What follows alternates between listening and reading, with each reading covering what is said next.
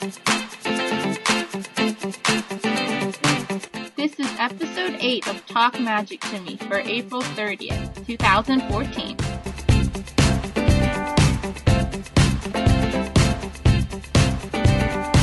Welcome everybody to Talk Magic to Me, the critical Disney discussion podcast. I'm one of your hosts, Danielle. I'm Jen. And I'm DJ Jazzy Jeff JD. How's it? Hanging well. Eric will be with us shortly, listeners. He is eating some dinner right now. Your favorite character. Prince Eric, yes. He's eating some dinner. Eating some crab, Sebastian. Just kidding, that was a really cool joke of me. I'm so sorry. Sebastian. Man. Or Flounder, he could be eating any of them. Right? Sebastian and or Flounder is dead. How do you feel? Oh, I feel terrible. Oh, You should. God. I mean, it's been like 20 years, so they'd probably be dead anyway. True. To be fair. It's the circle of life, also. Yeah. Oh. Ooh, That's good. Okay, you brought it back. Yeah. Right on. I feel very proud of myself. No one can be mad at you for that. No, I guess not. That was good. Yeah, well, I do what I can. You try. Yeah. Doesn't always work, but you try. Oh, yes. No one can be upset at you for that. I hope not. No. So, I hope you listeners aren't upset with me, but, if you are, you can turn this podcast off, but please don't. Don't be upset with me. Don't do that. No. So yeah, today is April 30th, and why don't we move into, well, first of all, I guess I should announce what our topic is for today. There you go. I shouldn't miss that. Our topic for today is Fantasia.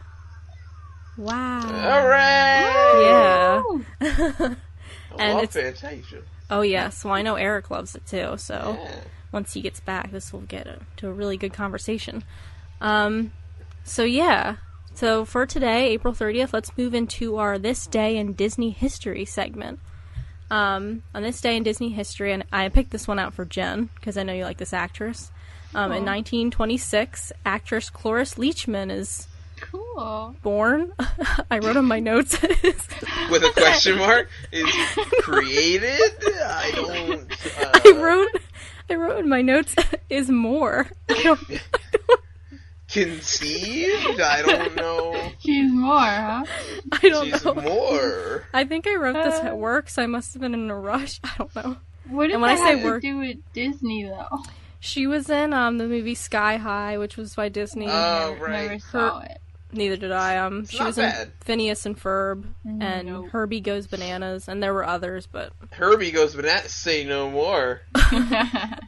Yeah, I've never seen that or heard of it. Nope. Seems legit, though. Oh my god. Herbie Goes Bananas. Okay. Yes. Whatever. So yes, Cloris Leachman We gotta is cover born. that movie. Yeah, I think so. One day. Oh, that will be a fun podcast, won't it? Gotta happen. So yes, so on this day, 1976, animator Milt Kahl, one of Walt's 9 old men, retires. So that's a long career. Animation. In 1989, The Magical World of Disney airs the 2-hour TV special, the Disney MGM Studios theme park grand opening, the night before the park's actual grand debut. I've watched that on YouTube, and it's awesome. Yeah? Yes, it's awesome. They have a I'll have to parade watch and it. everything. It's cool. Well, it was hosted by John Ritter, which I Yes. guess you know. Who I love. And it has guest stars Rue McClanahan. Who I love.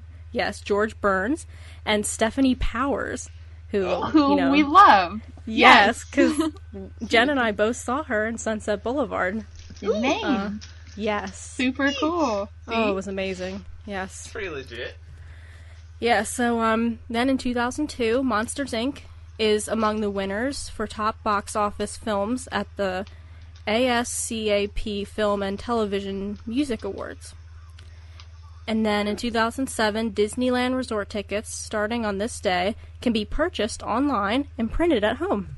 Oh, I don't even know if you could do that now. That's what I was wondering. Yeah, Yeah. I'm like, is that a thing? That's a thing. I've It's never a done thing. it that way. I know it's not with the it's bands the internet. now. It's a thing. I mean, I guess, gotta like, be I big. don't know. we've always done it through travel agents, so I don't... Yeah, because you get a card, like maybe, I don't know if you can print them out yourself. You probably have to mail you a card maybe, but now they might have to mail you magic bands. I'm not Yeah, sure. they do... I know they mail the magic bands. Yeah, but 'cause I mean we if you got- just bought a park ticket, like one park ticket, you can't Oh. print them out. Because that's what you said, printing them out was the big deal. I Right. don't think you could do that anymore. That's Oh, interesting. Really? So it went away. That's different. Yeah. It is different. That doesn't usually happen. No. Wow. Well, anyway, that Sure they ends fixed my... it. Yeah. Well, they are making a lot of changes, so Oh, Yeah. yeah. I guess that makes sense. A lot of changes. So yeah, that ends my This Day in Disney History segment. And now we're going to move into Jen's Theme Park Corner. All right. So, yeah. Okay, listeners, grab a comfy chair and a blanket and a Snuggie and get comfortable. Popcorn. Here we go. I A tub of actually- ice cream. I know, get some ice cream, hot chocolate, get your cat or dog or your fish with you. Yeah, grab that fish. Oh, Grab that fish.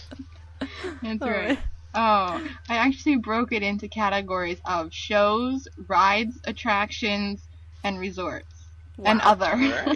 Alright. Ooh, other. Start with other. I'm gonna end with other. Ooh, you keep better. keep their attention. Yeah, that mystery. That's right. I'm gonna start with shows, and the most obvious one would be Fantasmic, which is in Disney's Hollywood Studios. And just like last week we mentioned, Wishes is heavily inspired by Pinocchio. Fantasmic is heavily inspired by Fantasia, hence even the title is pretty similar. And the main character in the show is Sorcerer Mickey. He's in it all throughout, and he's the hero of the show.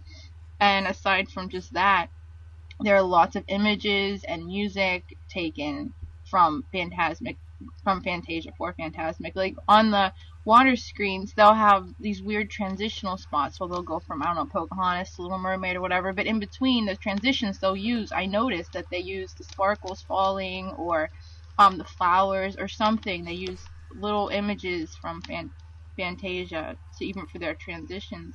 And I can't even try to pick them all out, but I've never seen Fantasia before, so when I was watching the movie, I only recognized bits and pieces right away from the shows or what I've seen in the parks. So I noticed that the sparkles falling at 12 minutes in, that's in there, the dancing hippos, the stars flying at 34 minutes, at 37 minutes, Mickey swirling around in the water.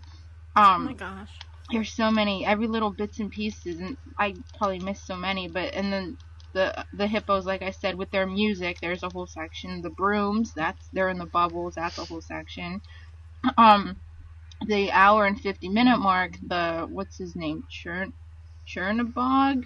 He's an actual villain, one of the villains in the show Fantasmic. And who else? And Ursula and Scar, I think, and all of them are villains, and he's actually one of them, which is interesting because I never knew who that was before I saw this movie. I had no clue who that was. I didn't know what movie he was from. So there's that, and a lot of the music in his section, that dark, scary music, that part, a lot of that is in it, especially when the villain. I'm here. Oh. Hi. Oh, hello. Hi, everybody. I'm here. Sorry, I'm finishing up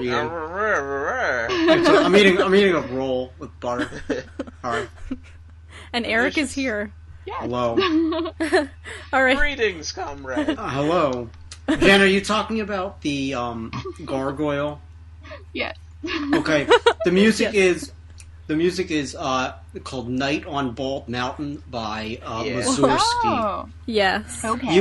That's actually one of the bosses in Kingdom Hearts, and that It music is. plays and it took me literally like 3 or 4 years to beat that guy. It's a I while. couldn't do it. I could not do it. Oh Wowzers. man, I beat it in like a day. Come Oh, on. that made me feel really First bad. try. Okay, sorry. Go ahead, Jen. Anyway, that music that you just mentioned, that is used whenever the villains are trying to take over Mickey's dream, in a sense. So that whole music is in that whole section. They use that music, and the ghosts or skeletons coming out of the ground. That whole part is to turn the mood over to being scary and such. So that's all throughout the show. That's Fantasmic.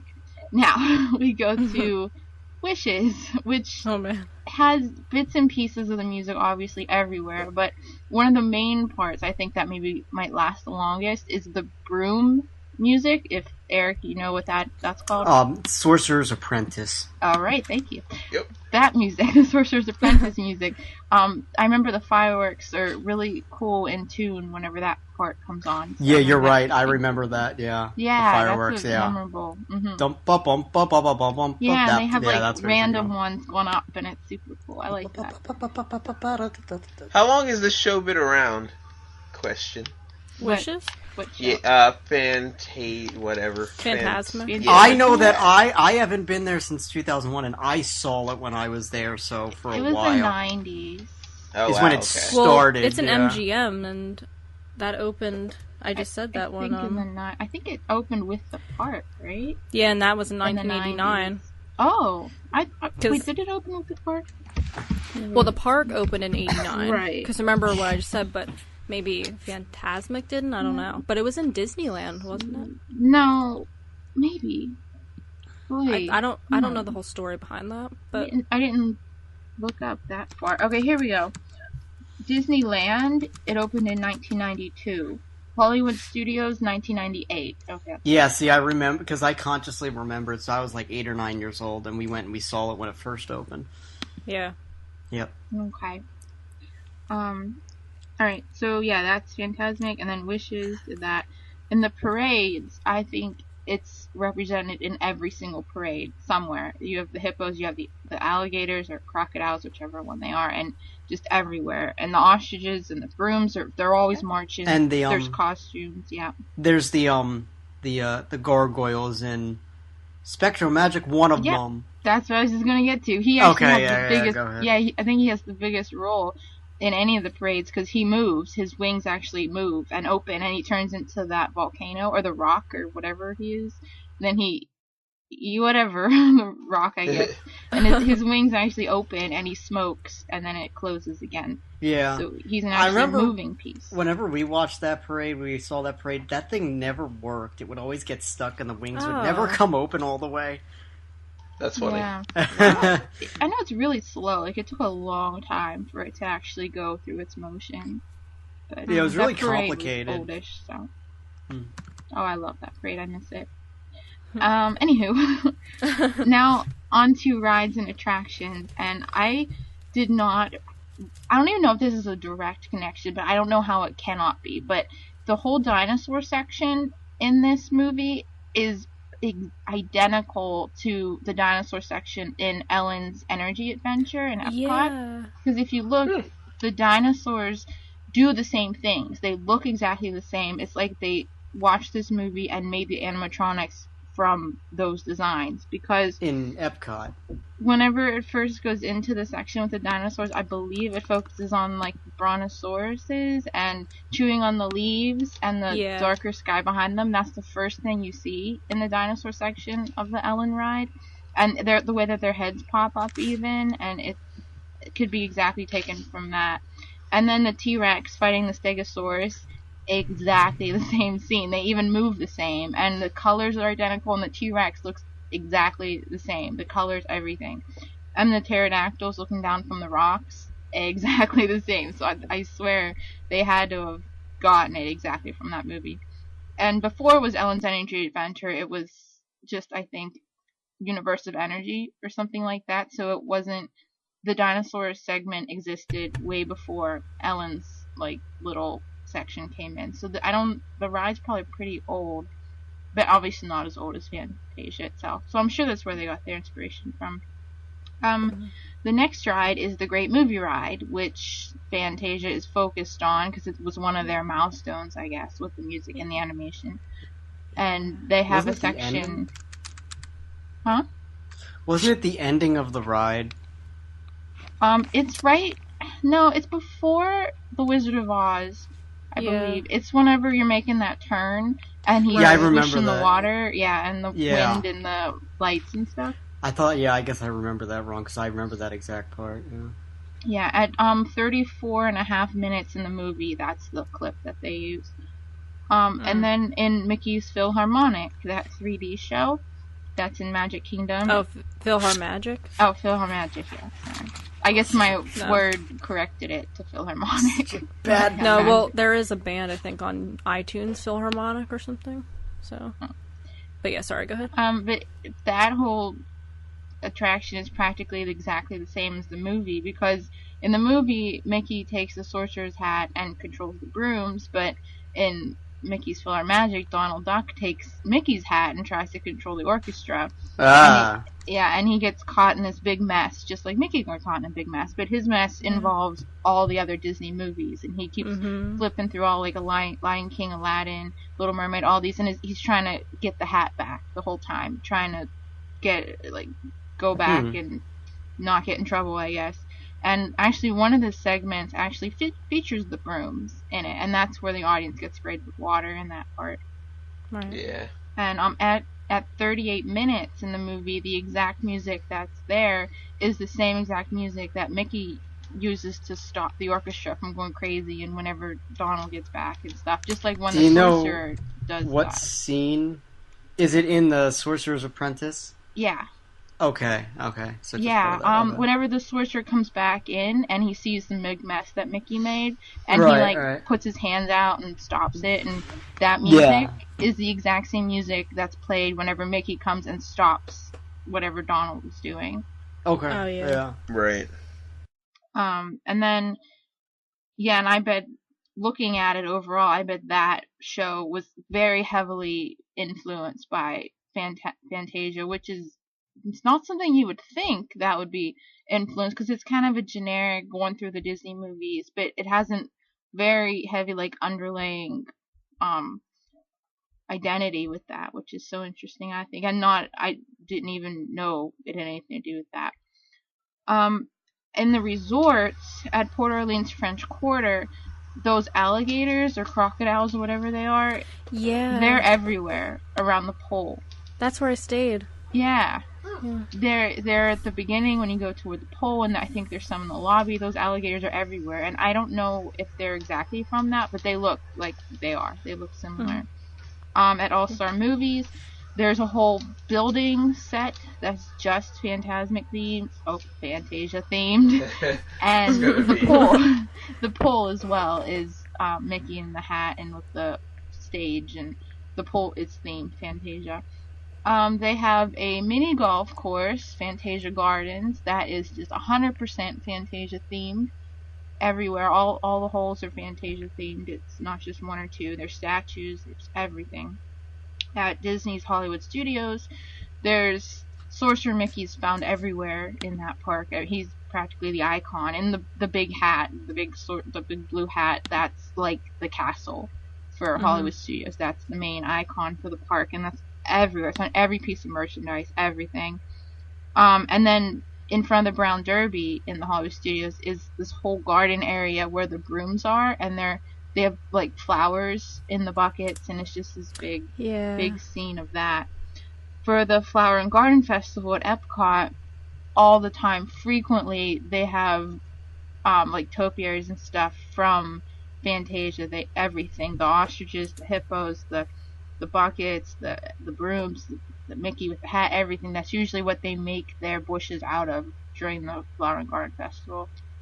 And lastly, practically everywhere in the parks, you have a hint of the music from this show everywhere. Either a little image here or there, or in the bushes, or wherever they make them out of. The music itself is just incorporated everywhere throughout the entire property. So, which is weird, because there's no meet and greets. I can't make any meet and greets for this, and I can't really say where you can meet the characters, see a show with the characters directly, but yet this movie is everywhere in the parks. This is my longest theme park corner, which is so ironic, because it's not even like Snow White or Cinderella. It's something people probably haven't even seen the whole thing of, and it's everywhere. It's represented everywhere. Oh, there's my long theme park corner. No, that was great. Oh my. Yeah. It's really cool to see how iconic, or at least how this movie has impacted Disney as a company and the theme parks and stuff. I'm sure I missed so much too, but there is so much. There's so much, Oh my. Well, there's only so much that you can figure out, but That's I'm sure, like, throughout, like, going through the park and stuff, you'll see some more stuff. I'm sure I'll see it for real now. I'll be like, oh, I didn't even notice that. And now I'll really see it. Yeah. Yeah, there you go. I didn't know this, but looking it up now, there was actually a video game released for the Sega Mega Drive in 1991 called Fantasia that was all based on all of the different scenes in the original movie. And I actually, thinking about it now, I remember I was in Disney World when I was really little, and some kid was playing some video game where he was Sorcerer Mickey and he was jumping on books, and I remember the Sorcerer's Apprentice was the music that was playing. And now thinking back on it, that was the game that he was playing. Was that, yeah. I never thought of that. Weird. And also, in Roger Rabbit, Who Framed Roger Rabbit, I don't believe that's a Disney movie. No, it is. Oh, it is a Disney Yeah, movie. it is. They must have made a ride on that, actually. Yeah, that's right, yeah. So Who Framed Roger Rabbit, a lot of the Fantasia characters are in that movie as cartoons, and I remember this one part where they're showing, like, the Acme Studios, and the brooms are all there, and this, like, random guy is just on the side of the road playing the saxophone, and he starts playing the music to Sorcerer's Apprentice, and all the brooms start dancing. It's just this random guy playing the saxophone. I always thought that was really funny. Yeah, I actually saw that in a few there's other movies that include bits and pieces of Fantasia. I can't remember where I'm trying to find it again, but that was listed. That was one of them, and maybe 3 or 4 other movies where it appears in some way. There was the more recent movie, The Sorcerer's Apprentice, with Nicolas Cage. I think that they did a takeoff. It's a complete different story, but there's one part where they have, like, dancing brooms and they have the music, I think. I've never seen it, but I think that's what happens. Yeah, I've never seen that either. It's a good movie. Everyone should see it. In, like, Toy Story or something, one of the brooms was sitting in the corner. It was a weird thing, yeah. Okay, so I was thinking, for this conversation, I'm going to have it where we'll go through each segment. Sure. And then after that, I have some interesting discussion points that we can talk about, because this film is really actually controversial. And so it'll be interesting to see what we all think of certain elements that we saw. I can give you some musical background for whatever it is that we're talking about. So yeah, so Fantasia starts out where we see the orchestra setting up in this silhouetted fashion. You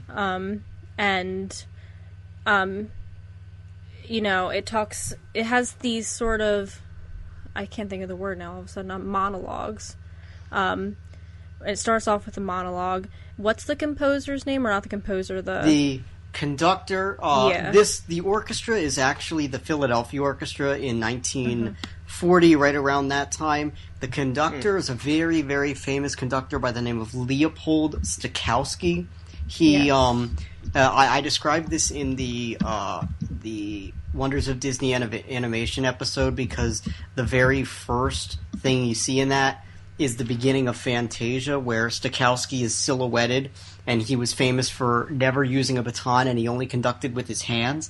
So the beginning of this movie is all of the members of the Philadelphia Orchestra getting all set, and then Stokowski on the podium.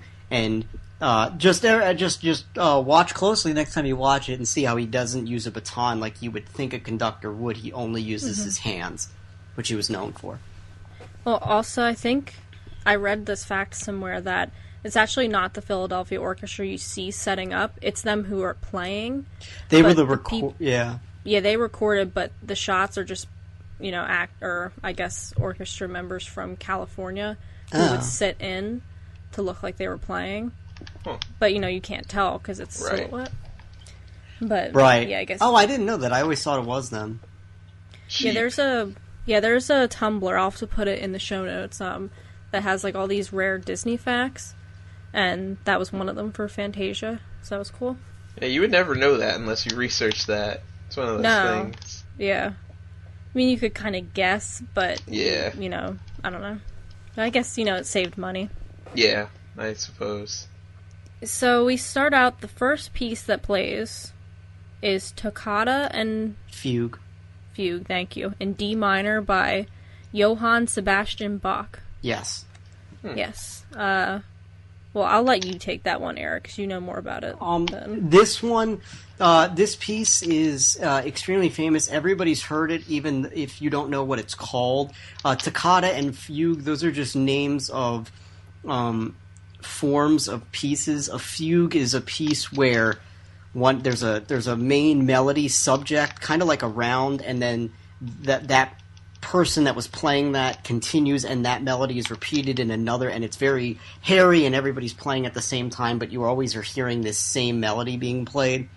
Toccata is just a very freely composed original piano piece, and so this piece that the orchestra is playing was originally written for organ, which was very commonly used by Bach. The full orchestra in its completeness was not actually around yet when Bach composed, so the piece was originally for organ. And what you're hearing is what's called a transcription, where somebody listens to the music and writes it down and arranges it, puts it so the orchestra can play the same notes. And so it's actually Stokowski's own arrangement of that very famous piece. He did that arrangement of it. And so this first movement is just a very basic abstract colors and abstract images of the piece and what the piece sounds like. So there's not really a story behind it. It's just sort of colors and images that you see with the piece. Right. And everybody's heard this, ba-da-da, ba-da-da-da-da. Everybody's heard that and knows what that was originally written by Bach, and it was originally played on the organ, which actually, you probably know it from being played on the organ. But I've seen things on YouTube where like horror movies. Yeah, it's famous for being used, I believe, in the original Dracula movie back in the 1940s. Yeah. That's what it's famous for. That's it. Very, very similar sound to Phantom of the Opera, and so that's sort of where they got that sound from. What you were saying, Eric, about Stokowski, is that his name, right? Leopold Stokowski. Stokowski, making his own arrangements. Yes. He actually came to Disney with this idea, apparently. I think he came for The Sorcerer's Apprentice only, because Fantasia came out of that. They were they wanted to make a short, but they couldn't make the money it took to make that. They couldn't with just that one short, so they had to make it into a full movie. Yeah, and he actually, people got mad at him because with Rite of Spring, he actually moves things around, and we'll get to this when we talk about that piece, but he moved things around, and he took things out, and I think the composer of that was alive. The only composer that was alive. Stravinsky. Stravinsky was a 20th century composer, so he was still alive. The other composers were Beethoven and Tchaikovsky and Bach. And Beethoven did the Pastoral Symphony, which is the one with the centaurs and the Pegasuses. That was Beethoven's 6th symphony. Yeah. The Pastoral Symphony. We'll get to that. Yeah. I don't know about you. I mean, I thought this was kind of cool, like the arrangements of how Disney and the animators viewed of how music would look. Yeah. Yeah. That was kind of cool, though. I can't hide the fact, I hate to say this, but I was dreadfully bored. Yeah. But it was beautiful, but it was bored. Really? I did skip ahead. Yeah, I'm like, it's so good. I guess because I'm used to going, I'm used to going to concerts and stuff, and so I'm used to listening to this, and I know about it and what to listen for and stuff. So I guess when I first had to start, when I was a freshman in college and I was first required to go to all of these concerts, I was really bored too. So you sort of have to do it for a while and really understand what you're listening to for it to not seem that way. Right. But I completely get where you're coming from, yeah. Yeah, I did kind of feel like if I watched it more, I would have gotten it more, but for watching it for the first time, I was like, oh, gosh. Yeah. Yeah. But the music was beautiful. I love. Well, I mean, for me, you know, because I love, you know, as an artist, I was just like that animation is just too good. So even if it wasn't there, it wasn't really anything that great going on. It was just like it's just really nice to look at the very least. And this is something. Sorry, go ahead, Jen. I was just gonna say, like I said before, this was my first time ever seeing this movie, so I didn't really even know that it was this type that they'd have the orchestra first, and they had these little segments. I had no idea what it was. I really didn't know what kind of setup it was. I didn't know if it was all cartoon. I didn't know. So I just kind of went into it, and I noticed that just from being around the parks and just existing, a lot of this is kind of ingrained in our head already, because a lot of it looked familiar to me, and I'm thinking, never saw this in my life. I know for a fact, and I recognized like a lot of it, and I recognized a lot of the music and a lot of the images, and I guess it's just naturally we pick it up throughout wherever we go, and I guess maybe even being at the parks all the time, those things just, you pick them up and they stick in your head, and I never knew where to place them, and now when I watch them, I'm like, oh, all of that's from this movie. I never knew that before. You've probably, a lot of these are very famous pieces that you just know. I mean, you know the Nutcracker Suite, you know what the Dance of the Hours, you know that and what that sounds like. Night on Bald Mountain, even though if you don't know what that's called, you know that music.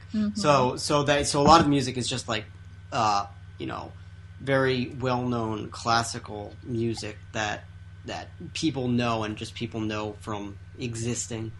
And we're gonna talk about this later in the discussion, but this movie was made because Disney wanted to combine high art, which is classical music, with low art, or seemingly low art, which is animation.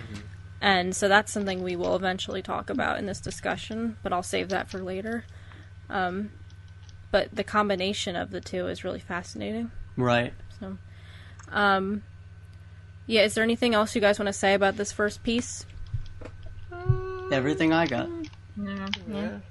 All right, well then we can move on. Sorry, go ahead. Oh wait, crap. I don't know if this is in the first piece. Is the first piece with all the flowers and everything?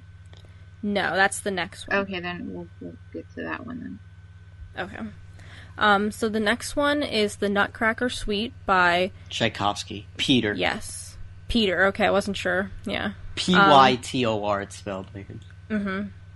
Yeah, and I guess we all know this one. Yeah, this one's very famous.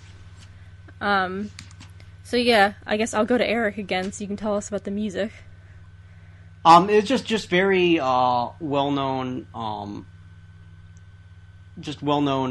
music that comes from the original ballet, the Nutcracker, and so all the music is put together, so it's the Nutcracker Suite, but it was originally all written for the ballet, the Nutcracker. Tchaikovsky, this is probably his most famous piece, and he actually did not want to originally write it. He only did it because he was paid to do it, but he did not want to originally write it.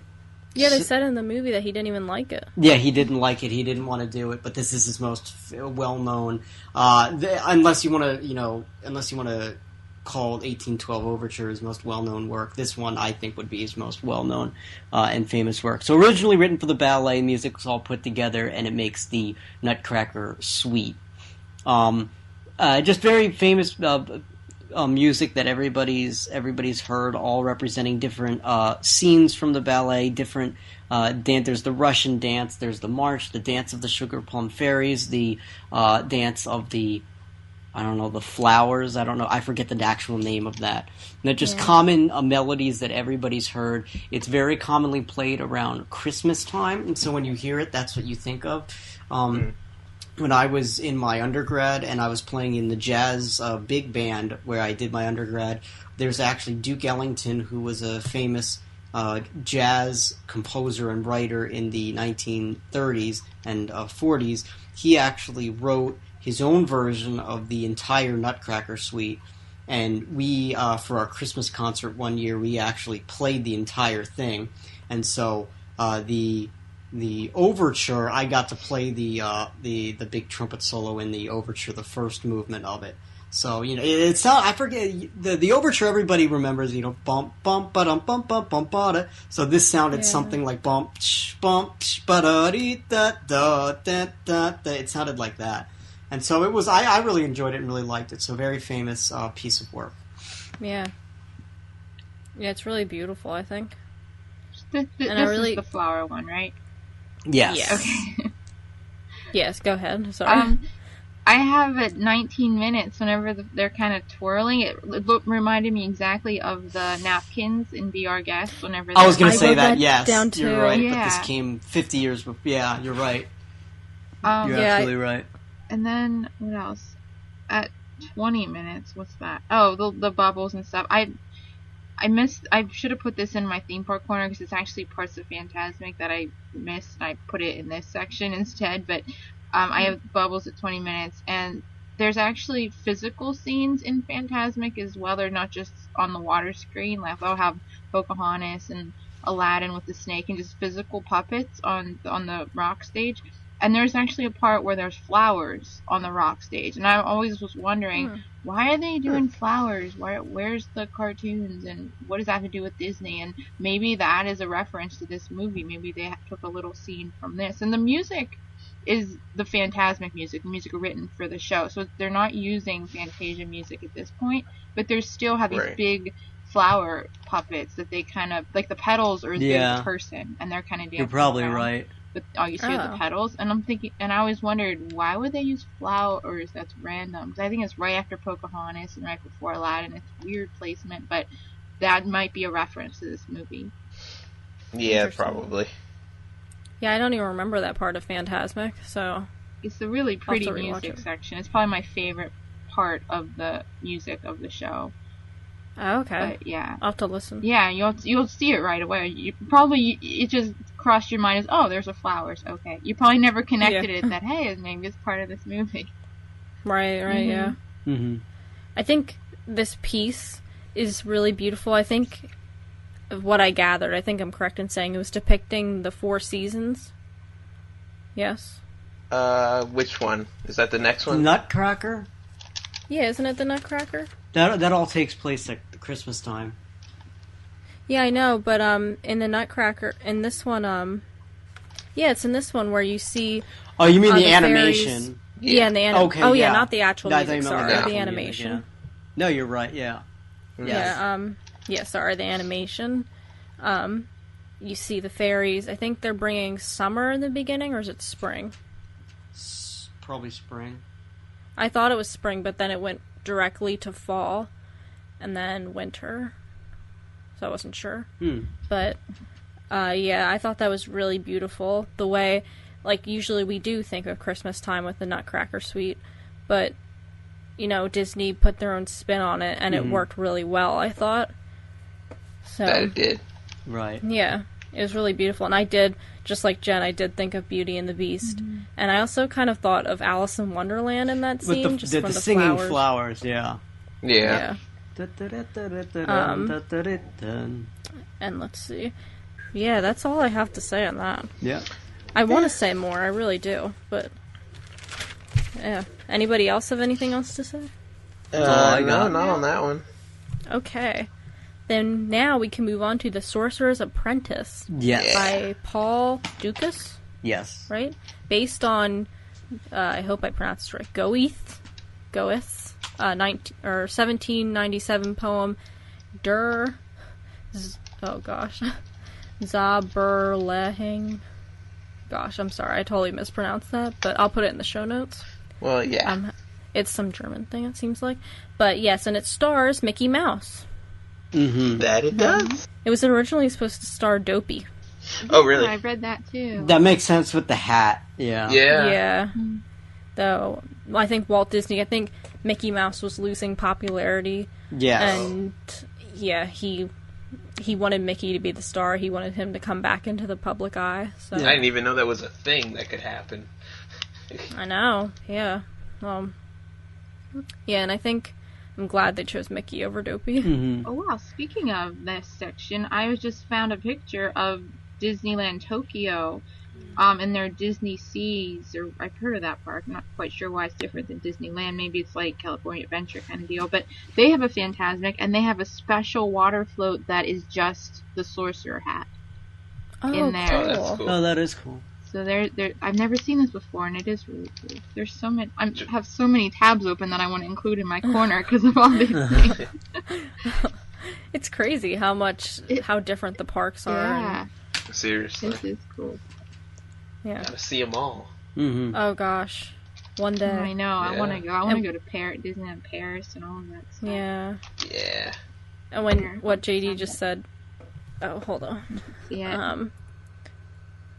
Okay. Let me click. Oh, wow. Oh, that's beautiful. I mean, imagine that with the lights moving. It probably looks like a Spectrum Magic float, but on water. Yeah. Probably looks amazing. The picture we're looking at, I'll put it in the show notes for you guys to see because it looks really great. Here's another trivia fact, though I know Eric already said this in another episode, I believe. The sorcerer, his name is Yen Sid, which is Disney spelled backwards. Yeah, I didn't know that. Yeah. Mm-hmm. That's in the Great Movie Ride. I think Yeah, they say it it is. in there. That's right. I knew I recognized that somewhere. Oh my gosh, there's so much. There is. So much more. Everywhere. Master Yen Sid. And I guess another thing I should say is in the Great Movie Ride, you know that video you watch at the end of it? Yeah, that's what I was talking, Yeah, the music in that is one of the songs from Fantasia. It's Dance of the Hours. Wow, it is everywhere. I even missed that one, Yeah. There's so much, There's too much. And as a matter of fact, if you play, when you're playing that level, the Fantasia level, in Kingdom Hearts, when you go, because you go into the book, like the actual notes, musical notes, like you have to get a sound idea, is what they call it. And so you have to go into the actual music notes, and you go inside Fantasia. And when you're in there, there's no actual, like, you know how the characters have grunts and noises and stuff that they make? There's none of that. It's just, like, musical, like, if you get hit, you hear, like, a cymbal. Or, like, a drum beat. Which Kingdom Hearts is that? It's the 3DS one. Okay, that I was wondering why I didn't know what that, Yeah. It's really, like, they really stuck true to the spirit of Fantasia, which is why it's so interesting. It's a shame that Kingdom Hearts, all the games aren't on, like, PS2, because I would play them all. They sound so fun. They are. But I don't want to buy a 3DS. Yes, you do. I do, but do I have the time? That's true. No.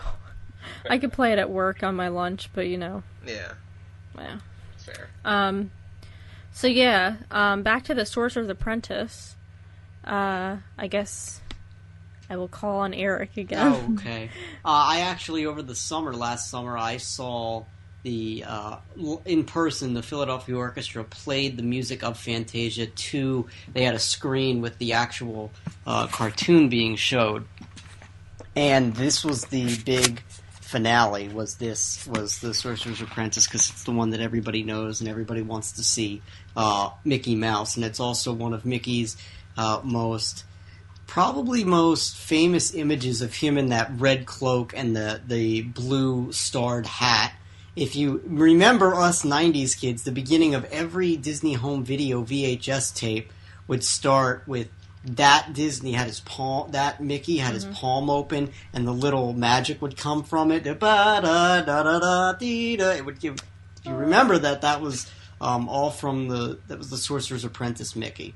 The piece itself was written, as Danielle said, it was written to be based on. It was symphonic work that was written to be. Yeah, it was written to be about the original story, the original poem, which depicts pretty much what happens. I have a stuffed animal of that. Yeah. So it depicts pretty much what happens in the Disney cartoon is what happens in that poem about there's the sorcerer, and then he has an apprentice who sort of gets out of hand with trying to use magic because he's left alone by himself, something like that. And so that's just musically personifying what happens in that poem. Yeah. I think.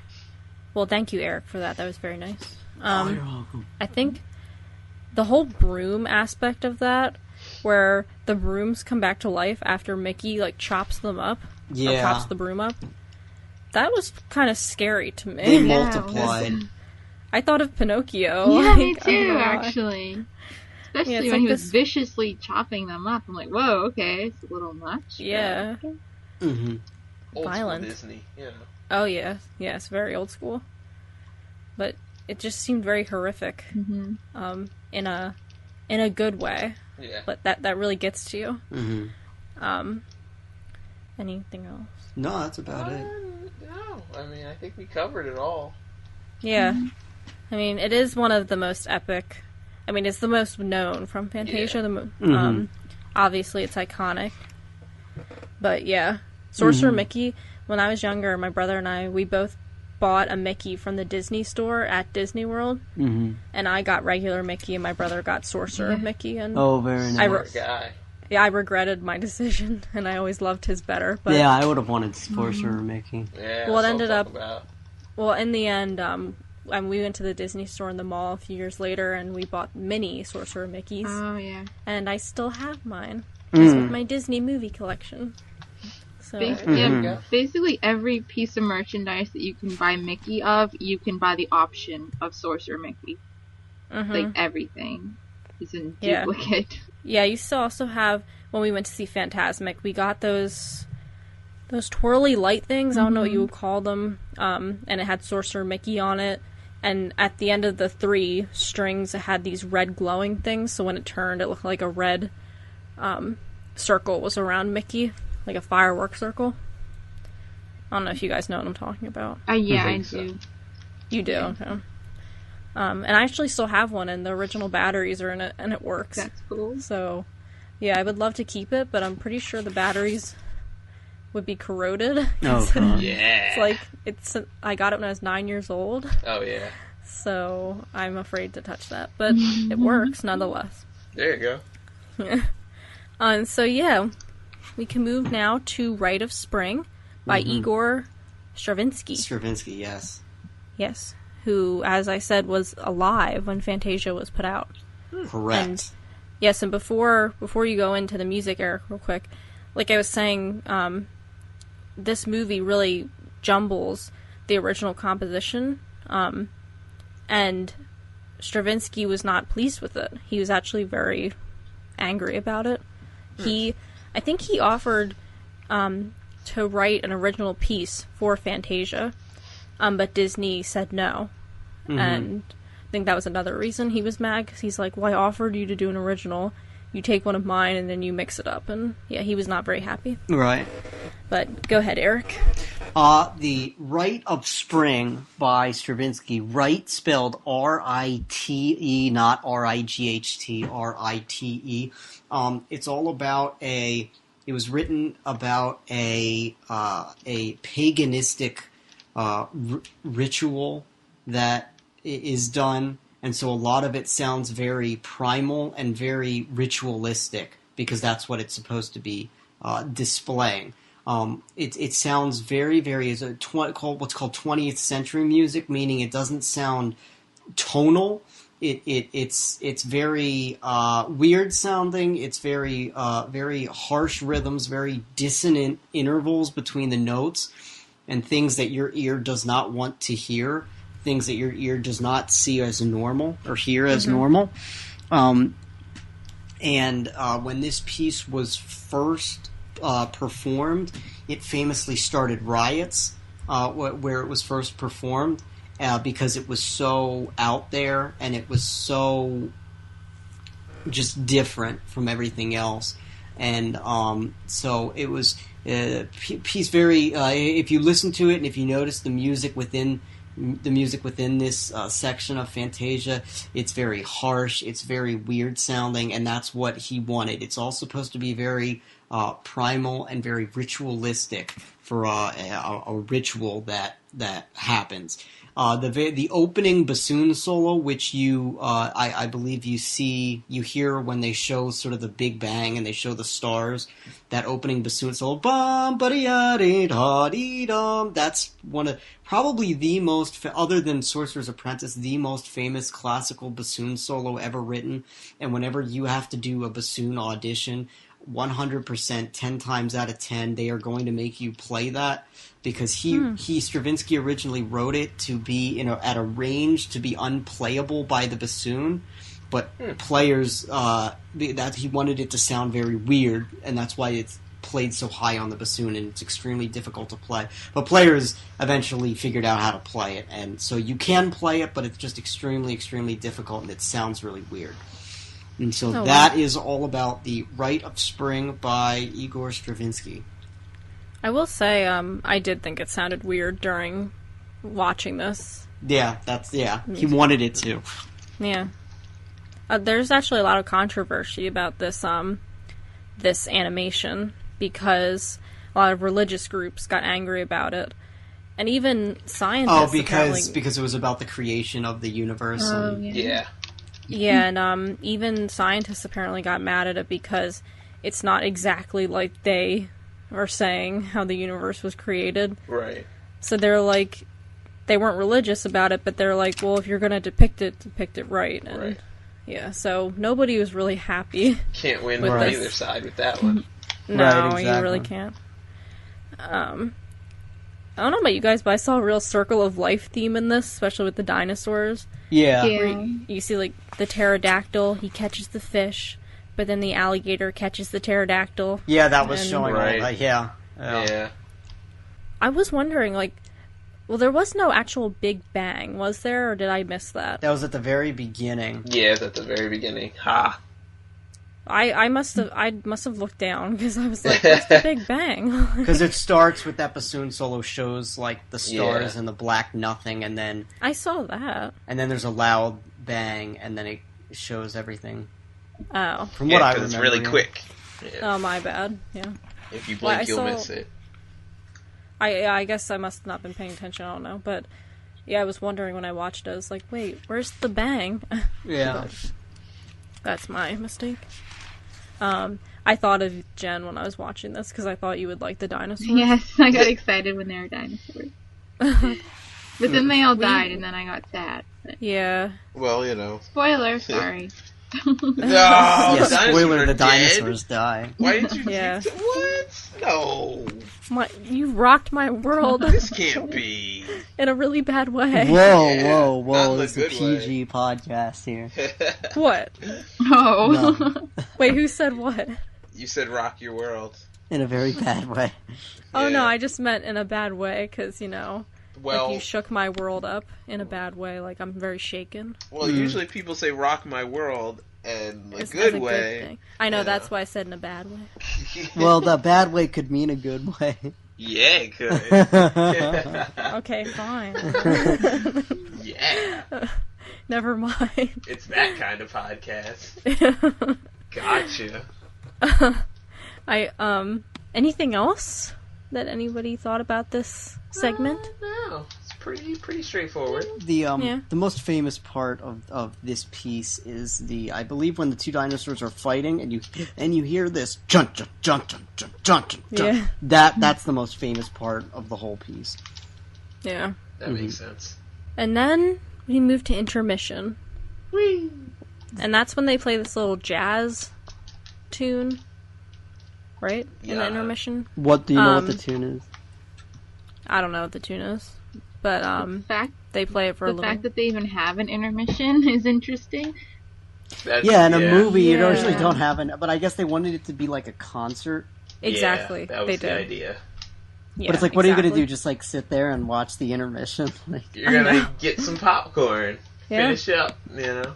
And I guess it would have worked. Yeah, because you would have went and gotten popcorn at that point, or something. You could just fast forward through it, I mean. Well, when it was in theaters, I mean, if you think of movies, I'm pretty sure Gone with the Wind had an intermission.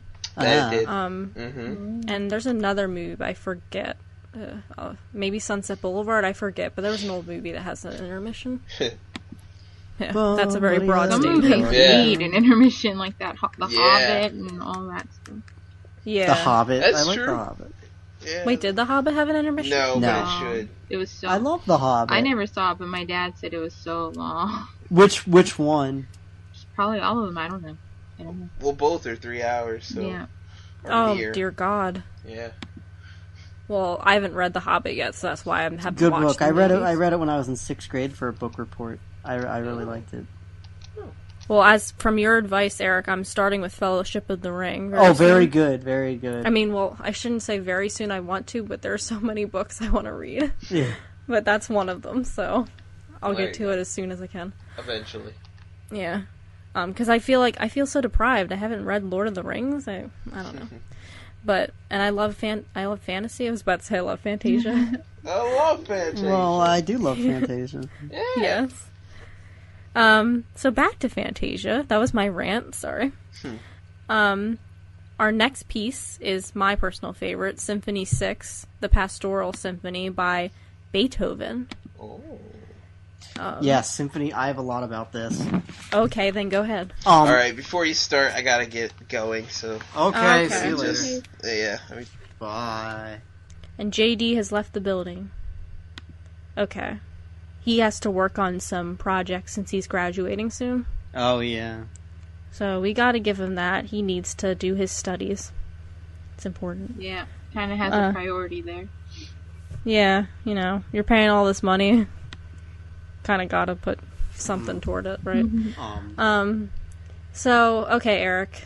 On with your... This piece, we actually just covered this piece in depth in my music history class, and so I was going to raise my hand and say, hey, this was featured in Fantasia. It was this part where they had all of the centaurs and the Pegasuses and the Greek mythology, but I didn't get a chance to say that. But this piece, so I know a lot about this because we just covered this. So, Symphony Number 6 by Beethoven, the Pastoral Symphony.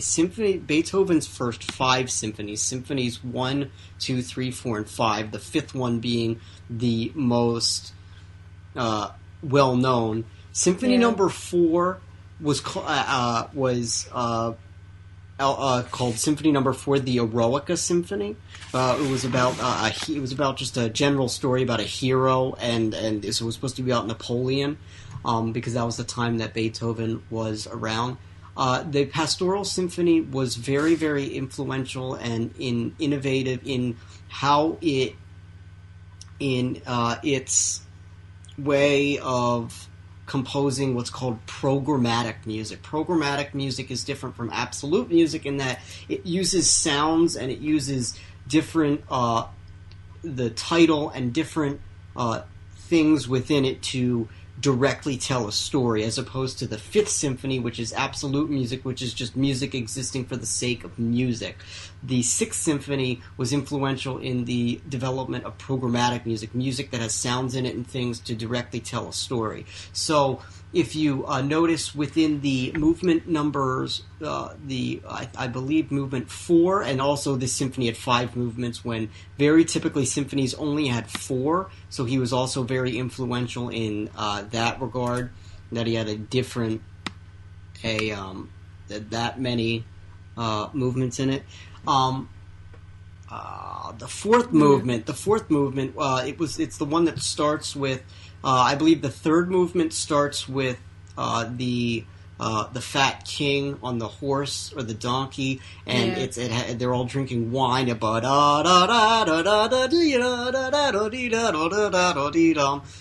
the 3rd movement. And then when you see the guy appear through the clouds, and he starts throwing the thunderbolts, and you hear the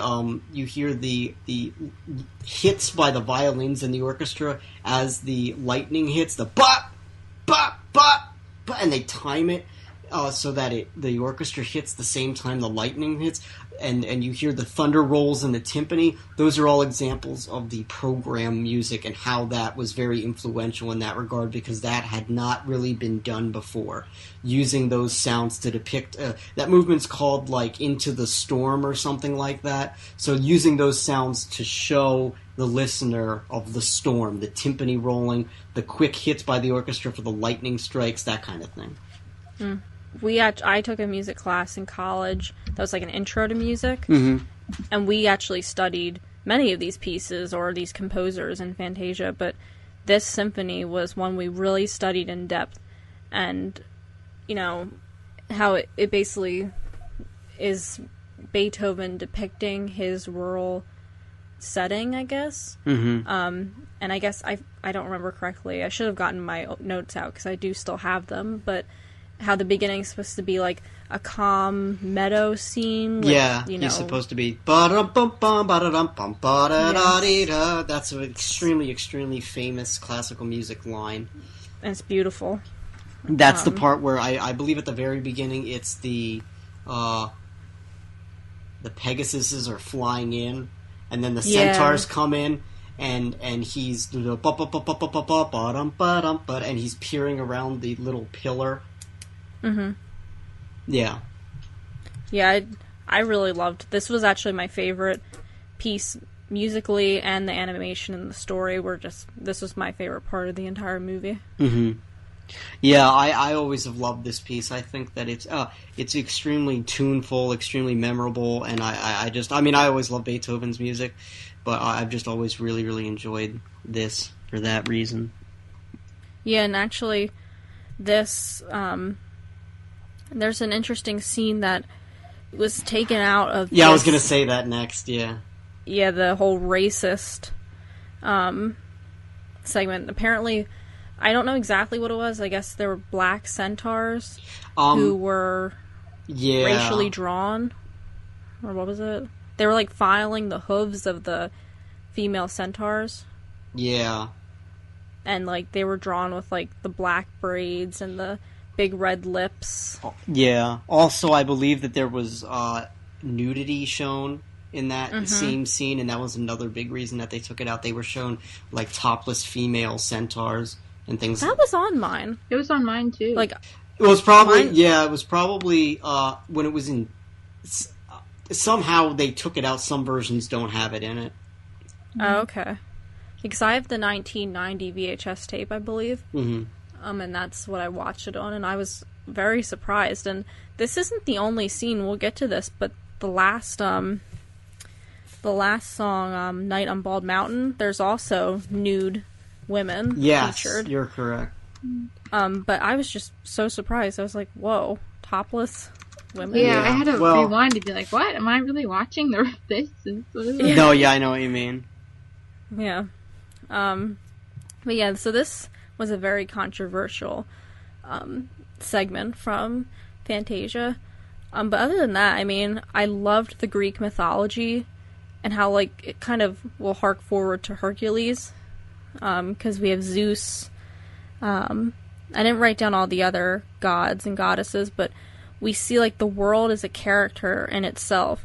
Where the storm is a character, the wind is a character, the sun and the night, like we see the night sky pulling a blanket over. Yes.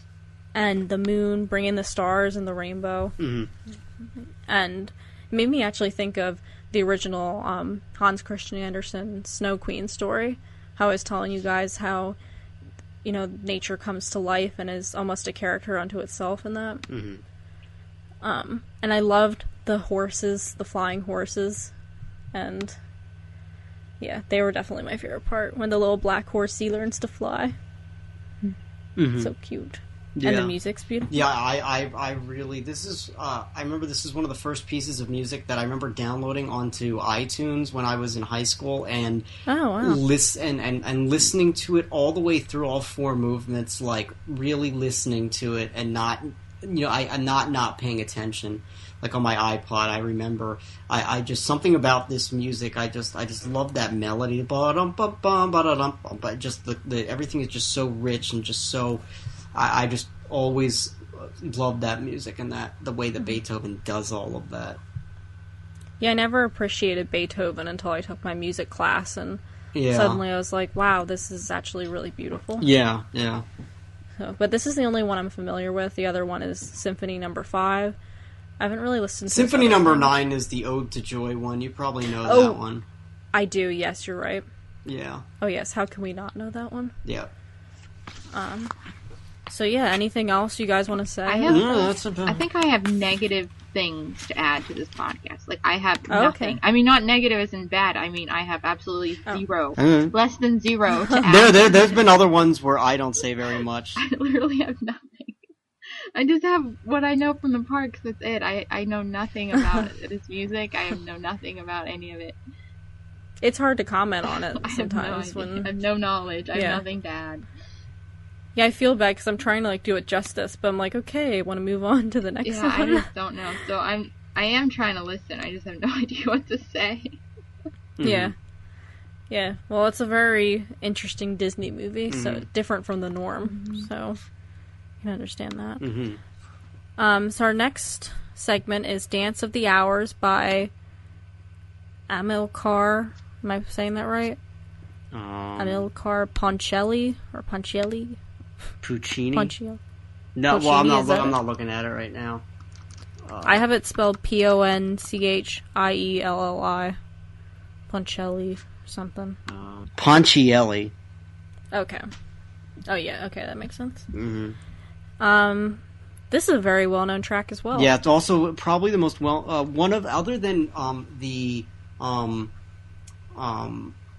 Sorcerer's Apprentice, this is probably the most well-known cartoon because of it's the most cartoony of all of them, with the dancing hippos and the alligators. I mean, those were in all the parades and everything. So, this is, other than the Sorcerer's Apprentice, this is the most well-known cartoon. Everybody knows this one. It's been, I mean, there was the Hello Mother, Hello Father. That's this melody. That's this one for the people listening. That's what the Dance of the Hours is, what it originally is.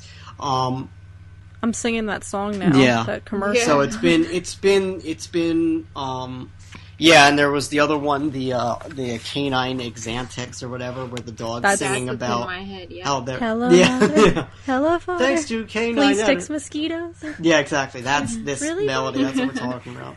Oh, that's like if those composers were alive today and they saw that commercial, like, really, guys, this is what you're using my music for? Oh, you're so right. There's always the joke about I saw a comic strip once where Mozart is like going crazy trying to write something. He's like, oh, I want my music to be remembered for generations and to always have a place in society and to never be forgotten. And then this student's saying, oh, it will. And then the next panel is like current time, and two people are at a bar and somebody's cell phone starts ringing, and it's Fur Elise, the da da da da da da da da da da, and the person's like, dude, your cell phone's ringing, and it's like, that's what it's now. No, so it is always. It's funny because my mom's name is Elise, and she had that as her ringtone for the longest time. Wow. It's also very well known for being what Schroeder plays a lot in Peanuts. Yes. And speaking of Peanuts, this is totally straying away from what we're discussing, but there's an awesome movie coming out of the Peanuts. Really? Yeah, you should look up the trailer on YouTube because I watched it, and the animation is so different from anything I've ever seen, and it looks... I cannot wait to see it. If not, maybe the story will suck, but the animation looks brilliant. Yeah. But anyway, sorry, back to our discussion. I don't have much to say about this, other than it was comical. Right. I mean... It's very cartoony, it really, I mean, they did this one when I saw the Philadelphia Orchestra do Fantasia. This is one that they did, and it's just, this is the sort of comic relief one. This is the most cartoonish one. This is the one that is most probably like most Disney cartoons that came before it. The hippo and the alligator dancing, and then the whole crowd of hippos that come in, and then the whole thing of the alligators that come in, and it's just a very, very... I thought it was really matched the music, and they did a really good job with it. It really makes you laugh, and because that piece really makes you laugh if you think about it. So they did a good job with it. And the final piece in Fantasia is "Night on Bald Mountain" by Modest Mussorgsky.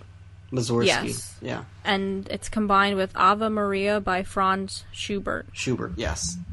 Good job with that one. Yes. Oh, thank you. Yes, I have a hard time pronouncing these names. But you're the expert, so I look to you. Yeah. I like how humble. He doesn't say, no, I'm no expert. He's like, yeah. Yeah. He just goes with it. Night on Bald Mountain. Night on Bald Mountain, I know this. I'm just trying to give examples of how this music is used in today's. So we used to play this when I was in college in our marching band. When the other team was on offense and they were like close to sit in the one end zone, and if they were close to us, we would just play this really, really loud, the trombones, bum, bum, bum, bum, bum, and we would just blast this at the other team just to get them confused or whatever. This is also really well known for being sort of a Halloween piece, a scary piece. This, I know as a fact that this was part of the Disney's Halloween Treat. It was actually the first thing that's featured in that when he says, the best Halloween parties, let's go to a Halloween party taking place on Bald Mountain or something like that. And they go and they show this. The Mussorgsky also wrote Pictures at an Exhibition, and also a well-known piece that you can look that up, although that's not included within Fantasia, or Fantasia 2000 for that matter. Night on Bald Mountain was actually another example of program music that was about a witch's ritual that was happening at a mountain. So Night on Bald Mountain, it's all about a witches huddled around a fire doing this certain ritual.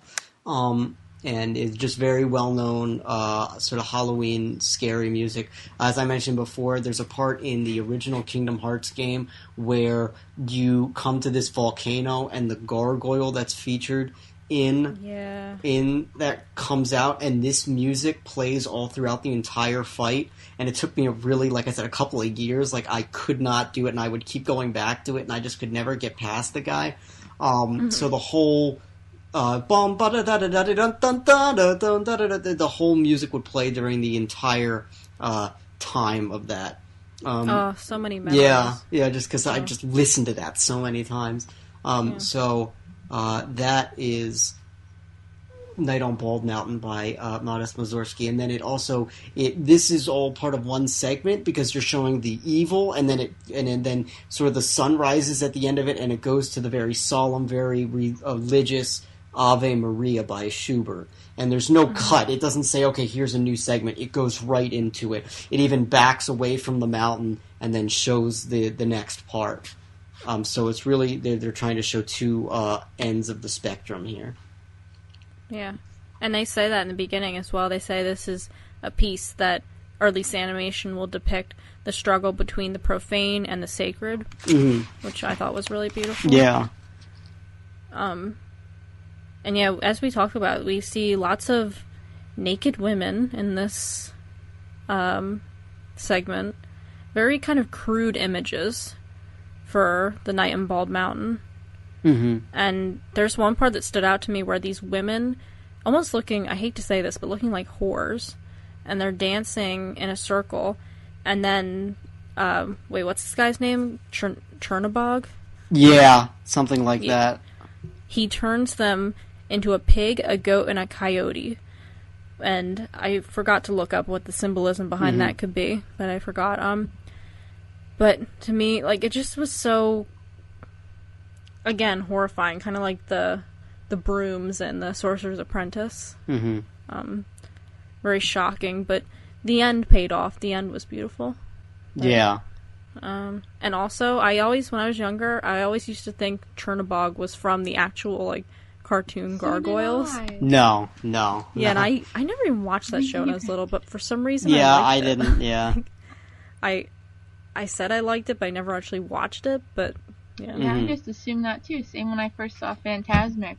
I just thought, what? Oh, I wonder why they put gargoyles in there. I guess that's something I'm missing. I don't know. Yeah. Yeah, so. But, yeah, anything else for that one? I do have something from, I missed it earlier when we were talking about it, but there's I don't know which one it was, maybe the second one with the flowers and the fairies on the water. Oh, yeah, that's the Nutcracker on that speech. one, when the fairies are going on the water and it's kind of turning to ice or whatever, that reminded me of something. Did anyone else ever see that special Disney Christmas cartoon or movie, or it's like a sing-along? It's been forever since I've seen it, but when they sing Joy to the World, and it's like a sing-along, it has the stuff on the bottom of the screen, and Mickey and Minnie are in it, and the other ones, but in this one, it's just those fairies. I swear, it's just those fairies, like, going around on the water, and bits and pieces of that might have been thrown in. I gotta see if I could find that somewhere. Maybe. Yeah, I'd have to see it. Yeah, I was gonna say I've never seen neither it. one so of you don't know watch it. even what. Well, while you look for that, I'm gonna give a few facts about this movie that I didn't go over before our walkthrough through the film. So, as I said, this film was made as a collection of animated interpretations of, which is basically low art is animation, and it's animated interpretations of great works of Western classical music, which is high art. And this film was named as one of the 20 most overrated movies of all time by Premiere Magazine. Really? Mm-hmm. Wow. Yes. I know there are people who love it. I think Rotten Tomatoes, the rating's 96%. Yeah. I'm not positive about that, but I went through, like, on my phone. I just happened to see it. This movie, obviously, is very different from Snow White and Pinocchio. It lost the company a lot of money. It did not do good.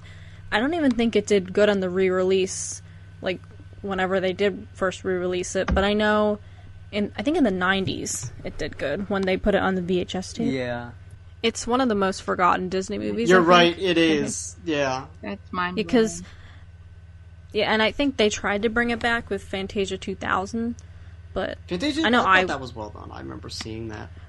I did see it, but I don't remember. I know we watched it in music class. Again, we watched these movies a ton in my music class. I had awesome music teachers, I just want to say. Oh, thank you. I mean, not like I have. You were the same age. Yeah. You were like, oh, thank you.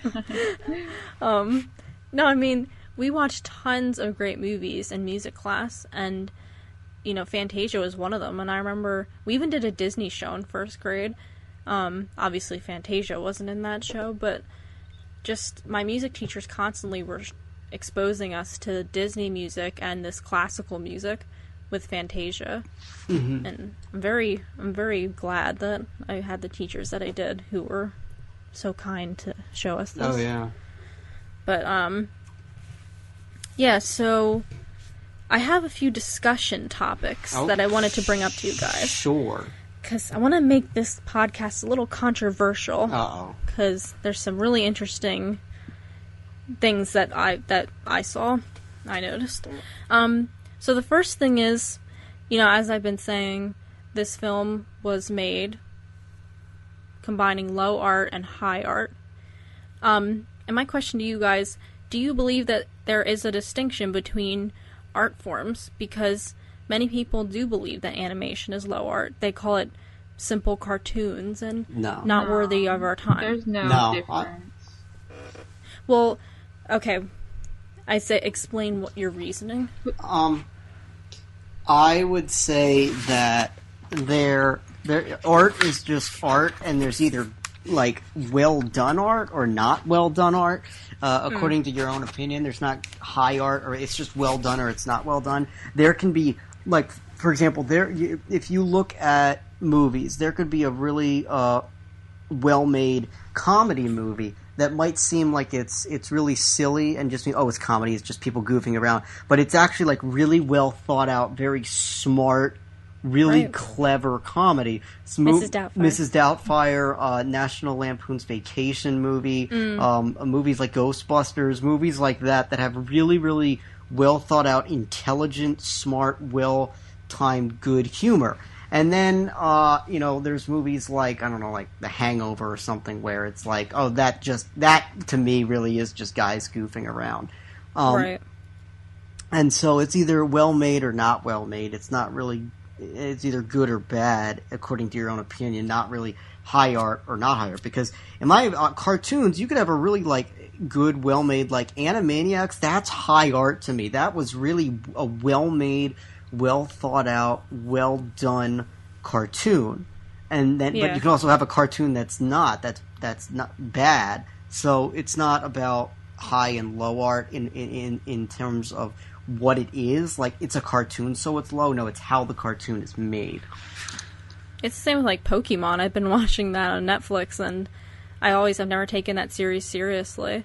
And now I'm watching it, I'm like, okay, this is actually I genuinely would good. say the original, very first season of Pokemon was actually a really good story. It was a really fun adventure. That's the Right. one that really follows the original Game Boy games, probably the closest. I remember watching that one when I was a kid.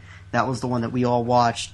It's sort of, it's a coming-of-age story. That one is Right. actually a good, well-told adventure. And then after that, they sort of jumped the shark with it and went off. But that first, watch the original season of it from beginning to end and start with where he was. And that it was actually really well done. Yeah. Ooh, I hear a door. Not me. What about you, Jen? I basically agree with everything he said, because whether it's a little cartoon or, I don't know, a giant painting from Van Gogh, whatever, it's still someone put time and effort into it, and they implied to make it art. They created it, they made up their vision, and whether it be, I don't think animation is simple. I think it's difficult, so I don't know where they got that idea from. But anything somebody tries to put effort into and create, I mean, that should all be equal. It all came from somebody. It all came from a vision. And even little third grader throwing paint on a piece of paper, I mean, that shouldn't be considered anything less, because it's a circumstance. It's a little third grader, and it's still art, and it still has high standard to somebody. And I think I think I learned something in art history once when my teacher said art is really what the person viewing it makes it. So it's kind of all created equal in the beginning anyway. It's just who makes it what and what people want to present it as. So in a way, art's all kind of born equal. It's just how society makes it. So no, I think it's all pretty much, shouldn't have tiers. Should be pretty equal. I think there's two things I want to say about that. Is the author John Green, who wrote The Fault in Our Stars, he has this saying, books belong to their readers. And what he means is that it doesn't matter what the author intended, it matters how you, the reader, view the book and how you interpret it and see it. And that's kind of like what you were saying, how anybody can view something as art. It's just your interpretation of it.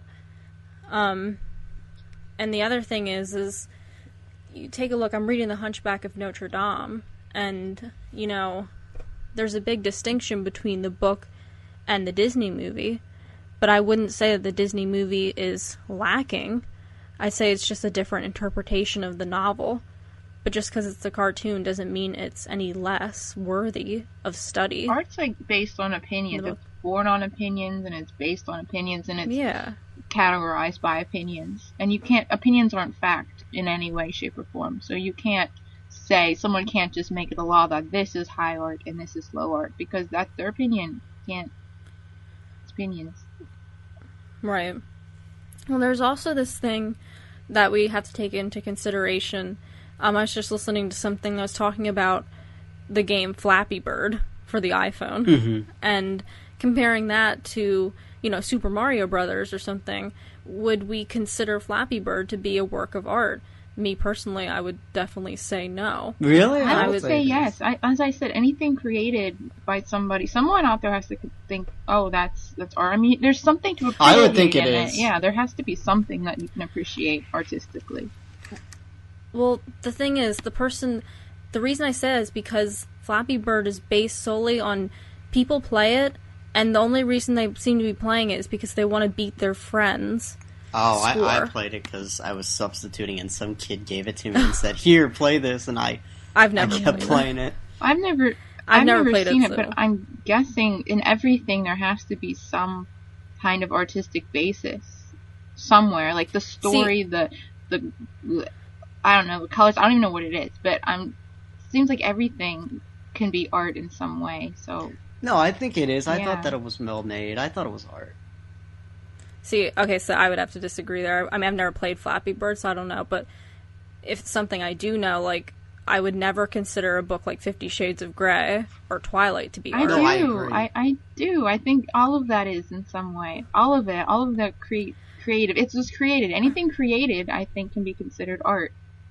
I really do. But then, for me, that brings up like the question of what's worthy. Yeah, I disagree. I think that well, it's all art, but I think that it's your opinion on what's good art and what's not good art. Exactly. Like, I don't think that movies like Pitch Perfect, I don't think that's a good art, because I look at films like well-made, good, solid movies. Right. I don't know. I think that would be considered art too, because the editor is an artist in a sense. They're placing it together and they're creating something for appreciation. Yeah, I think in that aspect I agree with it, the editor and the people putting the movie together, but they were paid to do that by the people that made it. Weren't trying to make like a good film. They were just trying to make some goofy thing to make money. Well, even if they were paid to put it together, they still put it together, and they still use thought process on what would look best this way, and maybe this would work better with the story this way. And writing a story, that's art. Anyone who writes a book, I consider a book art, a work of art. So I do consider... Well, I think it's all art, but exactly. I think it's either good art or not good art, and I prefer to go with art that's good and well thought out and intelligent. It's still a matter of opinion, though. Well, I agree. Yeah, so it's all... don't think it should be tiered, because it's everyone's opinion. Someone might think Pitch Perfect is the greatest piece of art in the world. See, that person, I'd probably be like, really? Possible. I don't know.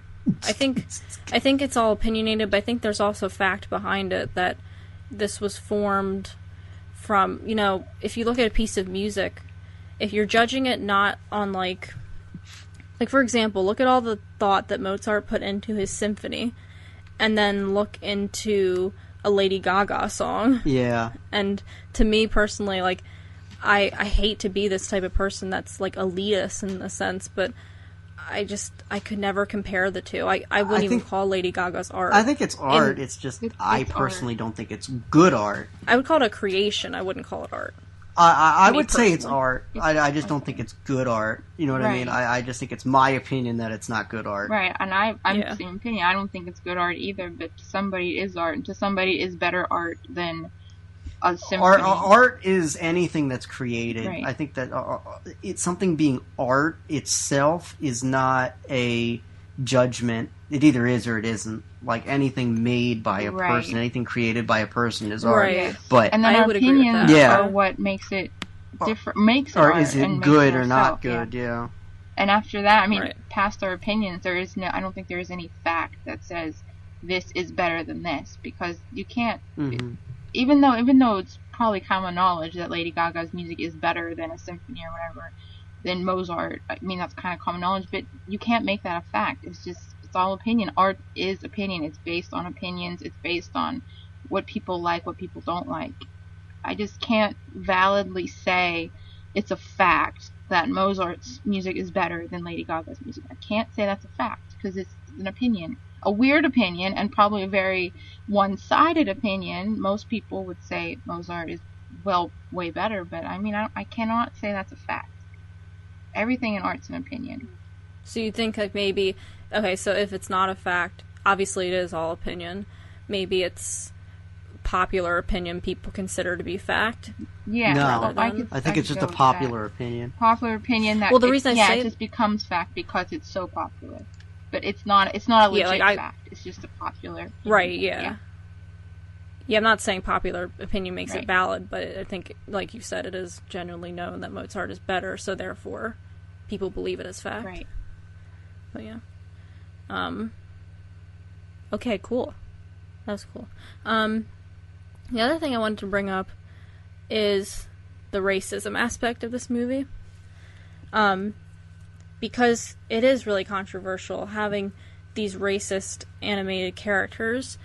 And my question to you guys is, Fantasia took these out, and I'm wondering if movies are to be morally obligated to take something out like this. Where is the line crossed with racism in film? Because you see other things in films that are wrong, but it's not taken out. But yet in this movie, because it's racist, it's taken out. And I'm not giving my opinion yet on it, but I'm just saying, do we think that movies have a moral obligation to be morally represented or representative of what should be right, or should they just be non? I would say no, because then where does the line get drawn? Anybody can be offended by anything then, because so if you're going to take this out because it's offensive, then anybody could be offended by anything. So just make a movie. You know what I mean? Just like make the movie. Yeah. I mean, you have to be careful, I guess, on certain things, because some themes, I guess, sting more than others, so you have to just kind of dance around them. But exactly, you can't specifically say this, and this cannot be in a movie, or we're risking too much with make a list. I mean, the list goes on, like you said. People will be offended if you take them out, and then if you don't take them out, other people will be offended. And then if you do take them out, other people will be offended that they're taken out and they want them in, and it's just, you'll have an endless cycle of people being offended. So I guess if you're careful, and there's certain things, I guess it's just known that you don't touch, and that's probably one of them. But especially in that time, I mean, now it's completely different, but in that time, I guess you had to be more careful on those certain little elements. I wonder if I agree with you guys, and I wonder if you took out the whole Rite of Spring scene because people were so offended by it. I think people would be really upset that was taken out. And I don't think that touches people as much as racism does. I mean, that's still a strong topic. Well, religion, I would think, at least the religious side, I don't think they touched it enough in the Rite of Spring to really make it an issue. I mean, they didn't go far. It was more about, like, little kids won't, I mean, obviously that won't offend them. They'll just see dinosaurs and stuff. But the racism stuff, I feel like little kids would pick up on that more. So maybe it's the racism, that's much more touchy. And they didn't go really, really far in depth, and they weren't preachy with the Rite of Spring stuff. They didn't preach any of it. It was very light, and stuff that we already know anyway. Like, it focused on more of the dinosaur extinction than the birth of life through algae or whatever. That was very light, and it wasn't exactly specific, because it didn't say where the algae or whatever it was came from. It was just there, so it didn't really it didn't really touch the hard parts, I don't think. I think I agree with you, but I know from a religious aspect, I know that people were complaining that no, kids aren't going to pick up on it, but the fact is that when they watch it, their subconscious will seem to believe that this is how it happened, and religious people will be like, well, that's not how it happened. Well, I don't know. Even though some religious people, they can believe that.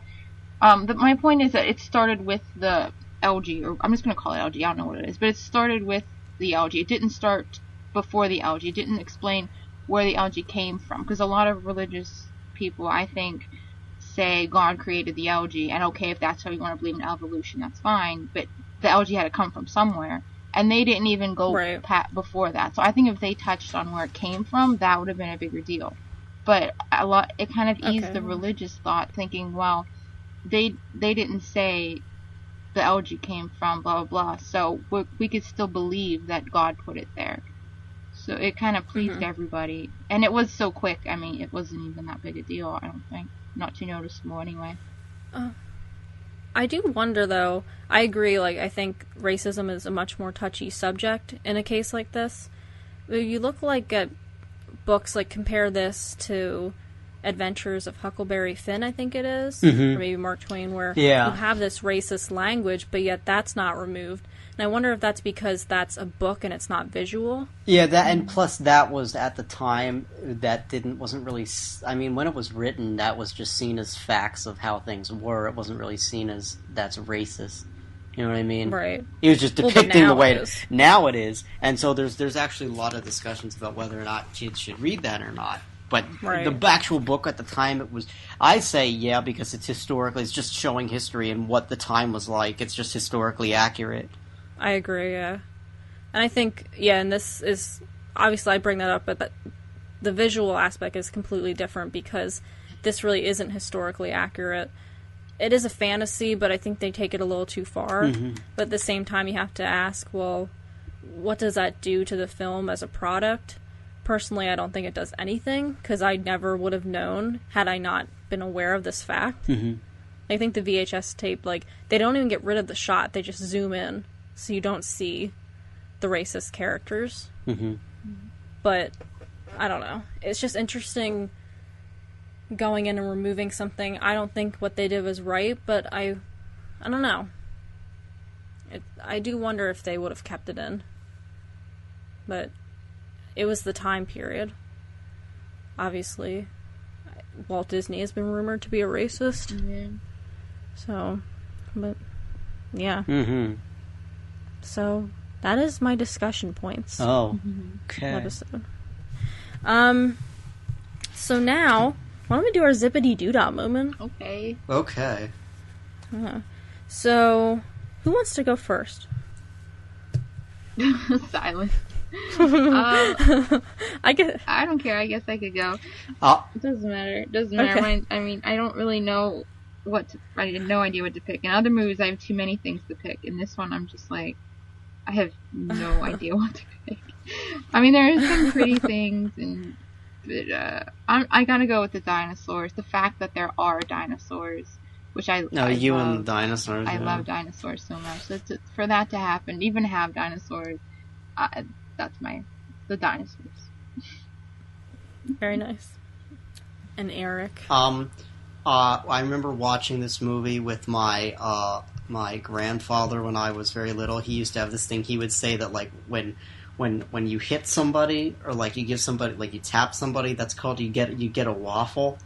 So it's like so I remember we were watching this movie and we got to the Sorcerer's Apprentice, and at the very end, Mickey looks all sad and he gives back the Yen Sid the hat, and then my grandfather said, "Oh yeah, and this is where he gives him the waffle." And then the music goes bump bump bump bump, and right when it does that, he slaps him on the butt with like the broom, and Mickey runs away, and that's the end of the Sorcerer's Apprentice. So that's mine because of that. Oh, see, you had sentimental value. I'm just like, dinosaurs are cool. Oh no! Well, no, it can it's be all from opinion whatever, based. Equally good. It's where he gets the waffle. I guess my favorite part is when, I kind of already said this, but when the little flying black Pegasus pony, the baby learns how to fly. I loved the music in that section, and I thought it was a very kind of, I just thought it was beautiful. I don't know what else to say. It's just beautiful. So yeah. Now, oh, that was a long discussion actually. Yeah, it was. Wow, but a good one. So now it's time for our question of the week, and before we get into that, I will recap last week's question, which was brought to you by JD, who is sadly not here to have his question read out loud, but that's okay. He asked, what story would you like to be remade in the silent/black and white/combo of 2D and computer animated style of Paperman? Alright, oh yeah, this is the one I had a good one for. I was just about to say, do you want to go first? Granted, I've never seen this movie, so this is a horrible thing, but I feel like this movie would be absolutely perfect to be shot that way, and that movie is Up. Because if they only colored the balloons, like how they only colored her lipstick, yeah, right? I see what you're saying. So if they only had the balloons colored throughout the movie, I feel like that could be done really well. Although I've never seen the movie, because I feel like I would cry too hard, and I'm not ready for that. So, well, I didn't cry it up. I will. But then again, I cried did. everything. What did I cried at Saving Mr. Banks. I cried at everything. I cried at Meet the Robinsons at the end. I cried. I've never seen that. It's a good movie. That's a good movie. We'll get to that one. We'll also get to Up, but Up made me cry when I first saw it. I will cry. That's why I'm putting it off. Well, I think when I cried in Up, just because when I saw the trailers, I was like, oh, this movie looks stupid. And then I saw it with a friend. And you were mad that you were wrong.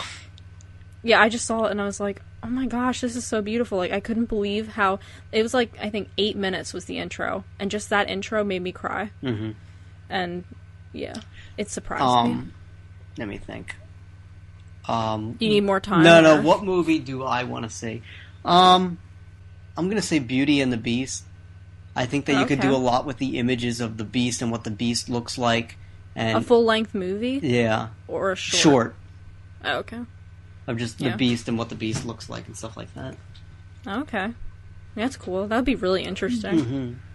Like a more focus on the Beast, you think? Or just the actual Beauty and the Beast story? Well, you could do a lot with the Beast looking in the mirror and like, being really mad about himself. And that would be really cool. Yeah. Oh, I want to see that now. Mine actually isn't from a Disney movie. I really thought about this, and I don't know if you guys have heard of the movie Sarah Plain and Tall. No. Yes, why have I heard of that? It's a Hallmark movie. Hallmark movie. Which, I do not condone Hallmark movies. Bad art. No, I'm just kidding. Well, yeah. But I love Sarah Plain and Tall. I read the book in 4th grade for my class, and it's the one we talked about with Glenn maybe Close. that's why I heard of it before. Okay. And yeah, the story is about this man and his 2 children, and his wife had died, and he puts an ad in the paper for a woman to come, and he hopes that she'll make a difference. And that's when Sarah comes from Maine to Kansas, and she makes a difference at the house. She brings life back to the house where it had gone with their dead mother when she died. Mm-hmm. And I just think that would be really beautiful. I don't know where the color aspect would come in, like Jen was saying with the balloons. But it's a very short story, and I think it would be really well told in silence with just music. So, yes, that is my answer. Okay, so our question of the week is brought to you by me this time around. And I feel like we're just going in the same direction. I couldn't think of a good question other than comparing our own ideas to Fantasia once again. And so I'm going to ask, what piece of classical or orchestra music would you like to see in silent animation, just like with Fantasia? And it can be anything. It doesn't have to actually be this high art classical. It could be a movie score, or maybe an instrumental to a song you like, if you really want to go there. Okay. It could be anything. Okay. So yeah, that's my question of the week. Interesting. So yeah, I believe that's it. Very nice. No game. We need to do games again. Those were fun. Okay, so that is the end of our Fantasia episode. We had some really good discussion this time around. I'm really pleased with how this went.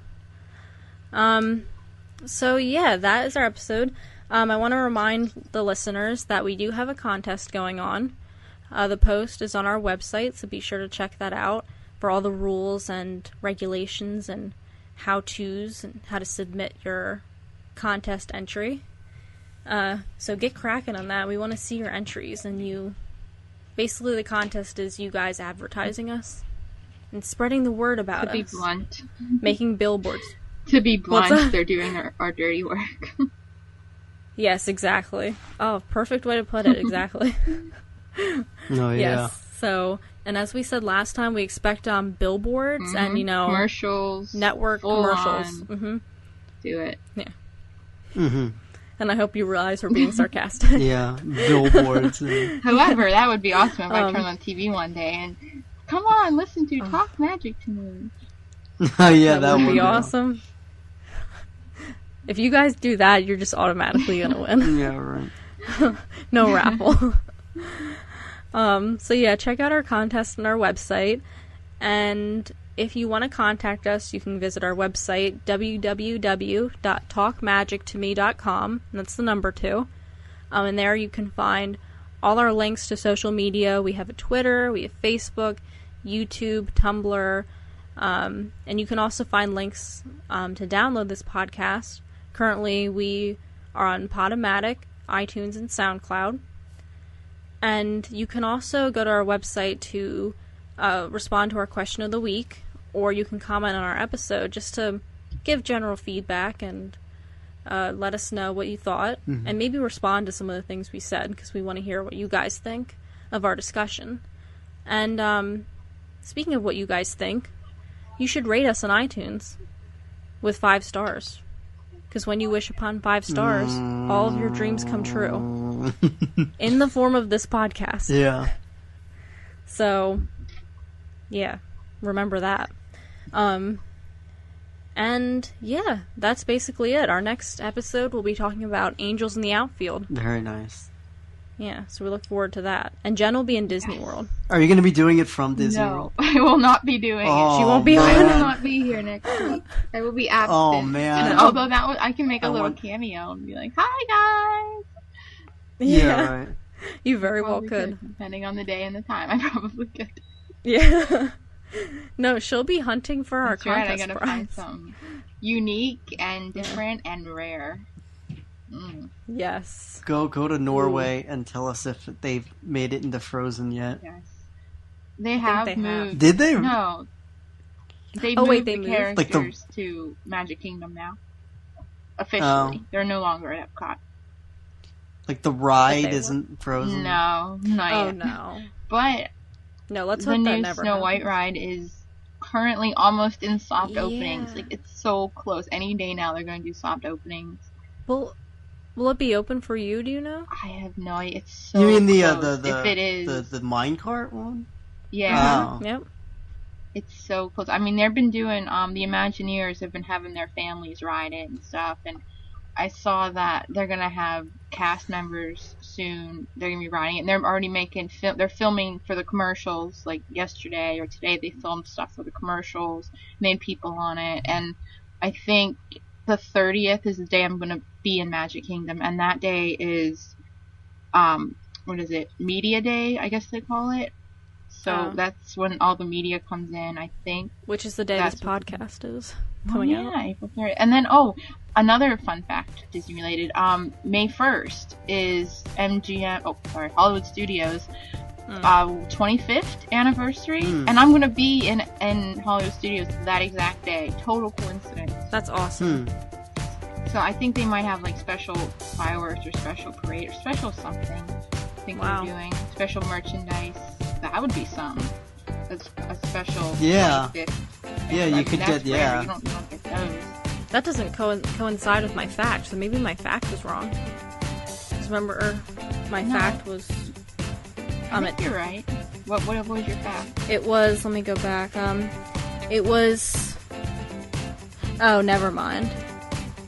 Never mind. My fact was about the air date of the 2-hour TV special for MGM. Oh, okay. So, never mind. It opened, I guess, May 1st, because that's what they're telling me online anyway. Yeah. That May 1st will be, and now it's the extra Magic Hour day, so we always pick our parks according to that. Right. And it just happened to be the same exact day, because we picked this before I even knew that. So I'll be at Magic Kingdom on the 30th and Hollywood Studios on the 1st. Well, we will be thinking of you. A lot will be happening then. And then Epcot and Animal Kingdom after that. Those first 2 days, those will be big Disney news days. Well, have fun. We're all jealous. Yeah. I can't wait. I'll have fun for everybody. Yeah. Take lots of pictures. Cool. Yes. Videos, pictures. Yes. Okay. Well, then that is the end of our episode. We really hope you guys enjoyed it. And yeah, so from all of us at Talk Magic to Me, I'm Danielle. I'm Jen. And I'm Prince Eric. Talk to you guys next time. Bye. Bye.